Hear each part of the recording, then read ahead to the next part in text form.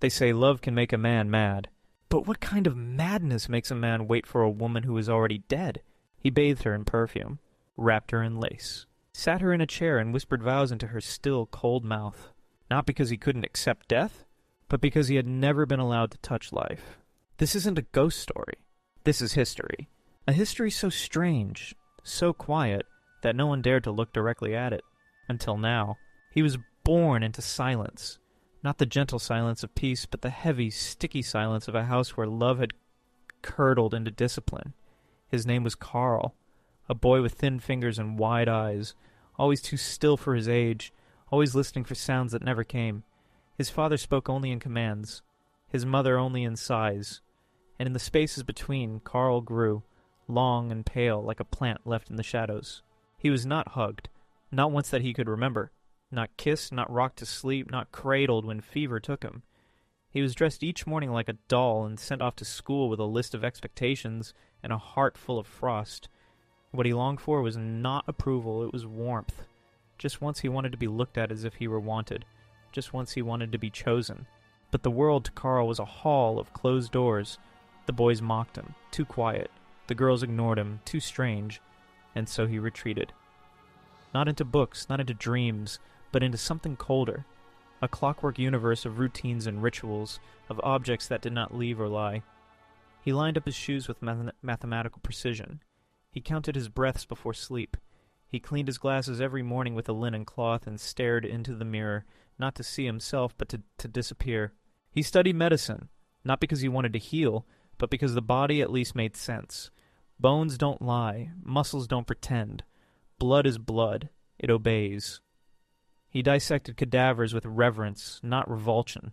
Their silence felt familiar, their stillness, safe.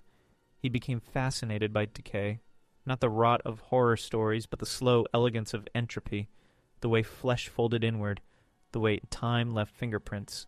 He was precise, brilliant, unsettling, and alone. He met her in a hospital, Elena. She was young, sunlit, half smiling even in her sickness. Tuberculosis had chewed at her lungs, but not her spirit. She called him Dr. Shadow, said he looked like a man who had once been a ghost. He didn't know how to answer that, so he didn't. Instead, he listened. She told him stories, silly things, tender things, dreams about dancing barefoot in the rain. He nodded, said little, but recorded every word like scripture. She touched his hand once, just once, and it was enough to rearrange his entire world. In her he saw everything he had been denied. Warmth. Light. A gaze that did not recoil. For the first time in his life someone had seen him, not as a strange boy, not as a pale man, but as a soul. Fragile, frightened, waiting. But Elena was dying, and that made her more beautiful to him. Not in a romantic sense, but in a sacred one. She became holy in her fragility, a light that flickered because it had no fuel left, and yet somehow burned even brighter for it. He brought her gifts, flowers, small trinkets, music boxes.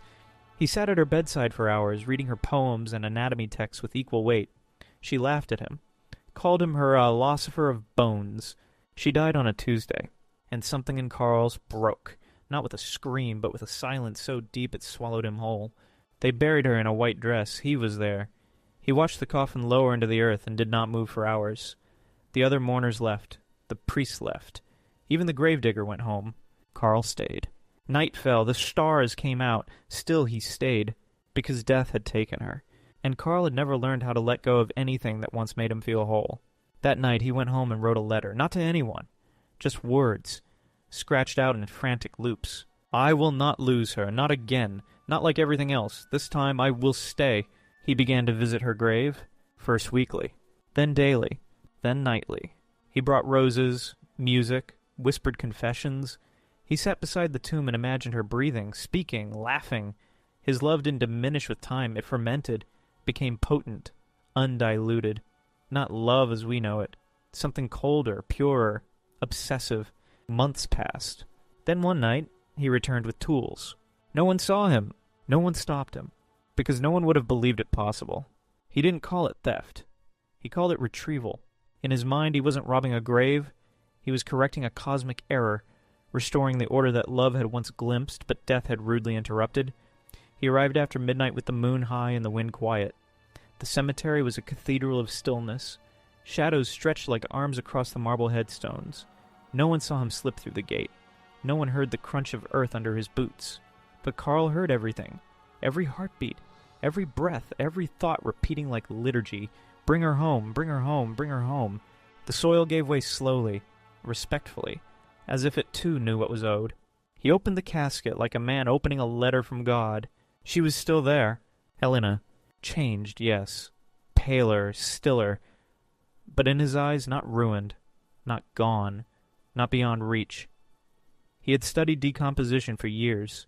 He had charted its pace, memorized its phases. To others, her stillness would mean loss. To him, it meant potential. He wrapped her in linen, carried her to his car like a groom lifting his bride across a threshold no one else would cross. The drive was long and slow. He hummed to her, apologized for the cold, promised warmth soon, promised music, promised everything. And he kept his word. He had prepared a room, not a lab, a chamber, half shrine, half boudoir. The walls were lined with velvet, candles flickered like the remnants of breath. He laid her on a bed of satin and began his work, not with scalpels, but with care, perfumes, powders, preservatives of his own invention. He whispered to her as he worked, each gesture as tender as a prayer. He wasn't trying to bring her back, not in the way alchemists or mystics might. He didn't believe in resurrection. He believed in preservation, in the sacred act of refusing to forget. In that room, time was a lie. Outside, the world changed, wars raged, empires shifted, but inside those walls, Elena remained. Perfect, unchanging, his. He dressed her each day in gowns he'd bought from antique shops. He styled her hair, placed ribbons between her fingers, spoke to her as if she might at any moment respond. He told her stories, confessed his fears, read aloud the letters she'd never received, and when he kissed her cold hand, he did not shiver. He believed love was stronger than revulsion, that memory could conquer biology. And for a time, he was right. People noticed, of course. Carl had never been well liked, but now he became avoided. Neighbors spoke in whispers. Patients stopped showing up to his practice. A smell, someone said. A flicker of something in the upstairs window. A voice answering no one. The landlord raised questions. Carl paid in cash. He told no one the truth. Because how could they understand? To them, love ended with death. But Carl had never learned to let go. Not of a feeling, not of a gesture, not of a person. Especially not the only person who had ever touched him like he mattered. He called it marriage. He didn't say it out loud, not to the world. But in his head it was as real as breath.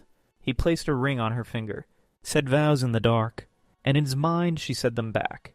People marry for money, for status, for convenience. Why was his marriage more obscene? Because it was quiet? Because it was still?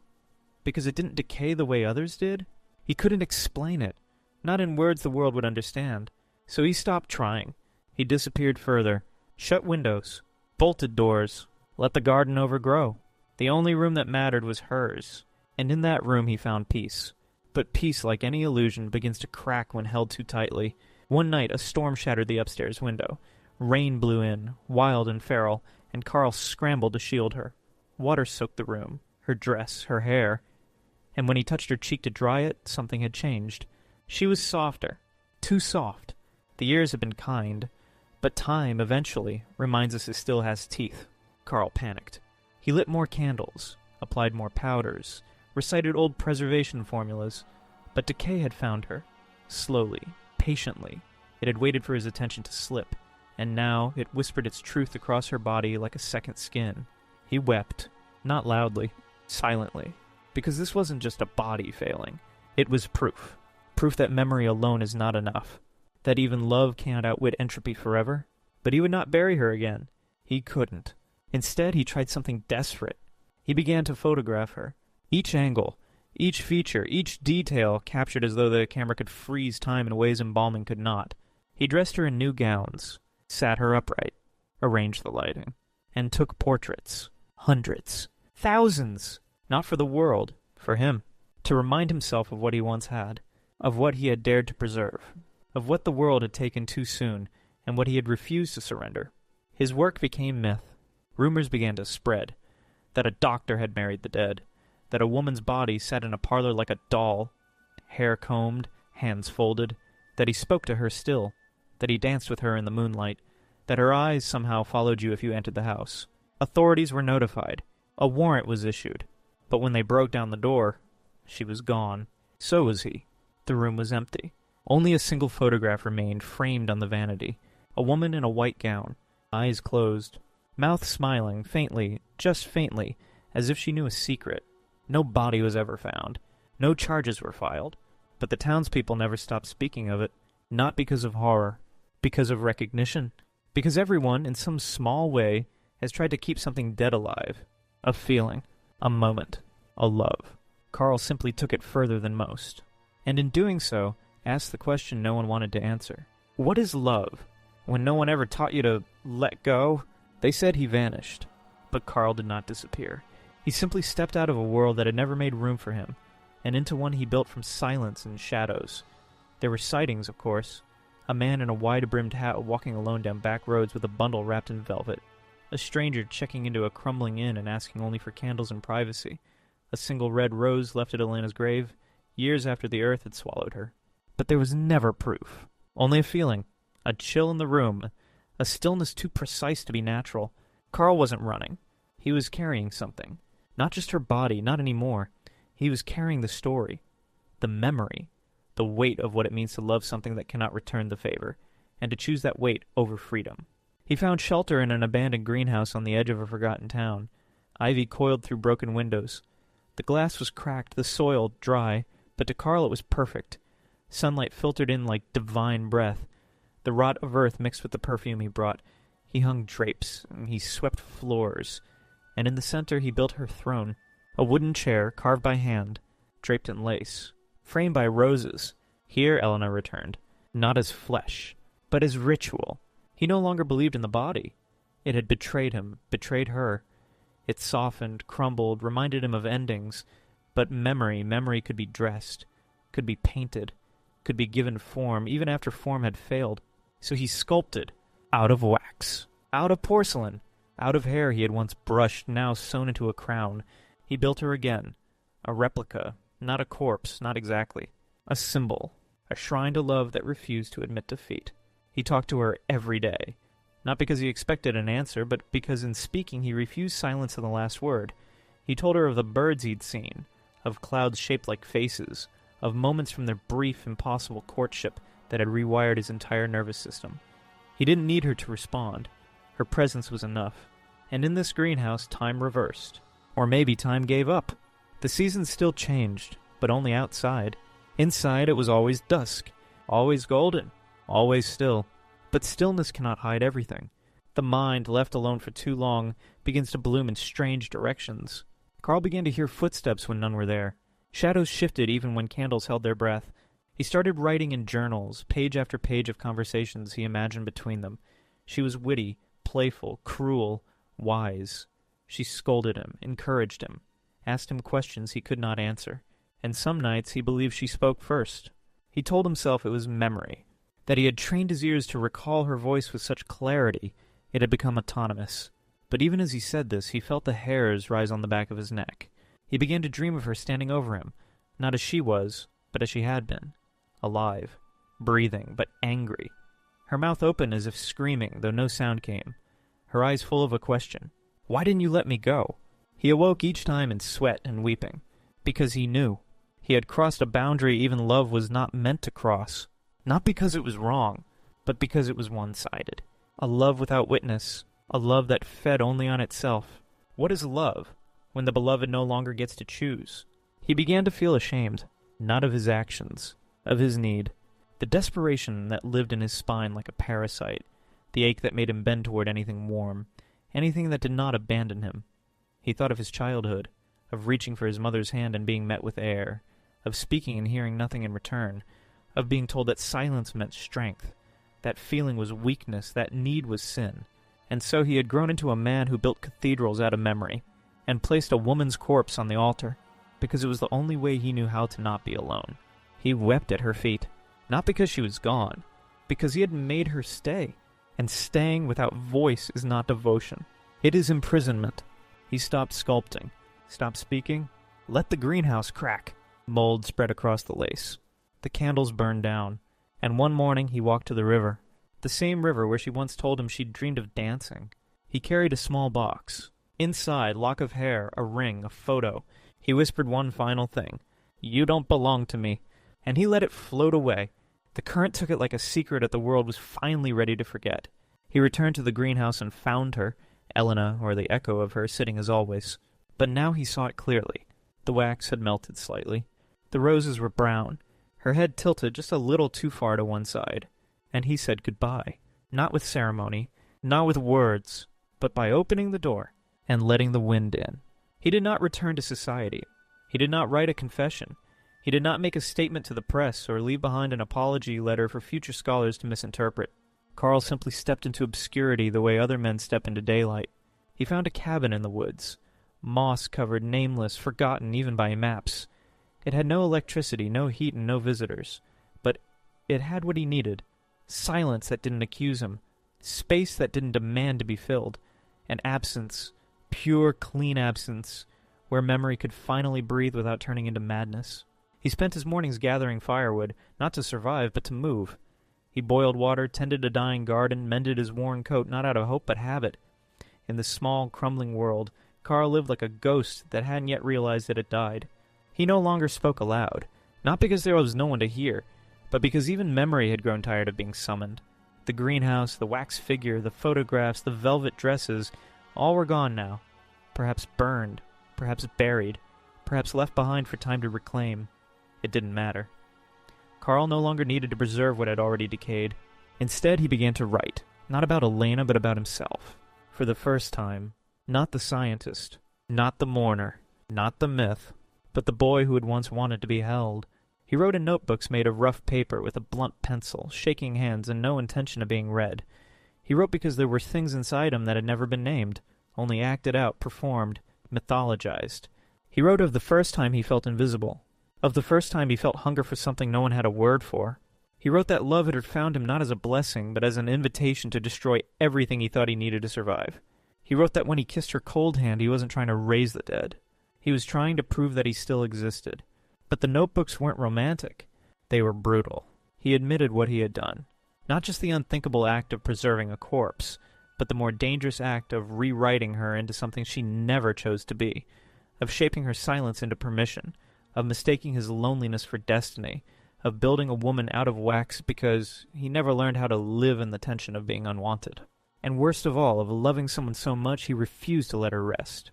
He wrote these truths without excuse, without defense, and in doing so, something in him began to loosen. Not in the dramatic sense, but like thawing earth after a long winter. He began to remember her differently, not as his, not as a statue of salvation, but as a girl with a mischievous laugh, and a cough that caught in her chest like a whisper, as someone who deserved more than to be held captive by another person's grief. One morning Carl woke to the sound of rain. Real rain, not metaphor, not memory, just drops on a roof falling with the soft fury of forgiveness. He stood outside, let it soak his clothes, run down his face, fill his open palms. He did not cry. He did not speak. He simply stood there and for the first time in years felt wet. It was enough. Later that year, a hunter passing through the woods found the cabin. Inside empty. Fireplace cold. Notebooks stacked neatly on the table. No sign of a struggle. No sign of a man. Only a line carved into the wood above the doorframe. Some loves are not meant to last, only to reveal. The hunter took one notebook, read it, and told no one, because he knew no one would understand. But he never forgot, and sometimes, when the rain fell just right, he imagined a man out there still, walking beneath trees, lighter, nameless, forgiven by no one but the forest itself. But the story does not belong to Carl alone. It never did. There was another voice buried under years of stillness, lost beneath satin and photographs and wax. A voice that never screamed, never cursed, never accused, but one that should have spoken. Elena. She was more than the girl in the bed, more than the corpse dressed for devotion, more than a canvas for someone else's longing. And the deeper one listens, the more clearly her silence speaks. Because before she died, she lived. She lived loudly. She danced in bare feet across hospital tiles. She teased nurses until they blushed. She spoke about poetry the way most people spoke about food. She joked that tuberculosis was just another way to get thinner for free. And when she saw Carl standing at the end of her bed, stiff and terrified of his own skin, she smiled, not out of pity but curiosity. She saw the fragility in him and tried to offer warmth. But warmth, when it lands on cold stone, doesn't always spread. They talked, yes. She even grew fond of him. But it wasn't love. She never touched his hand with intent, never spoke of a future with his name in it. She was dying and the world had grown small. He was kind, attentive, strange, in a way that made her laugh. And in those last weeks she was simply grateful not to be alone. But gratitude is not consent, and kindness is not a promise. She didn't ask to be remembered this way. Not in wax, not in shrine, not as a symbol of someone else's salvation. Her memory deserved freedom, not captivity dressed as romance. There were no diaries left behind, no letters, no declarations of eternal affection, only the whispers of nurses who remembered her smile, the priest who heard her final confession, the sister who sat with her when the fever took hold. They spoke of a girl who wanted more time, not eternity, just time, time to live, to make mistakes, to fall in love on her own terms, to say no, to say yes, to choose. But that time was stolen twice, first by illness, then by obsession, and the world, in its hunger for myth, forgot her, elevated Carl to legend, made her an accessory to a narrative that was never hers, the girl he preserved, the bride he invented, the corpse he loved. But Elena was not an object. She was not purity incarnate. She was not a reward for a lonely man's devotion. She was a person, and if her soul lingered, it would not sit in a velvet chair waiting for him to finish dressing her. It would walk, barefoot, through fields, away from all of it. She deserved to be remembered as alive, with laughter still in her lungs, with light still in her eyes, with the dignity of her own ending. And maybe, just maybe, that's why the greenhouse cracked, why the wax melted, why the figure never smiled again. Because memory, when misused, rots, and love, when caged, becomes shadow.